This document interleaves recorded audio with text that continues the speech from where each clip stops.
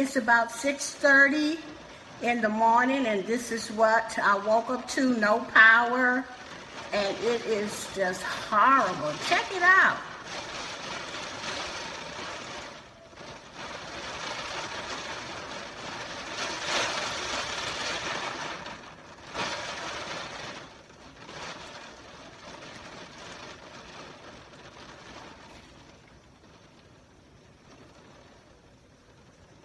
This is Gio giving you a view from my living room window.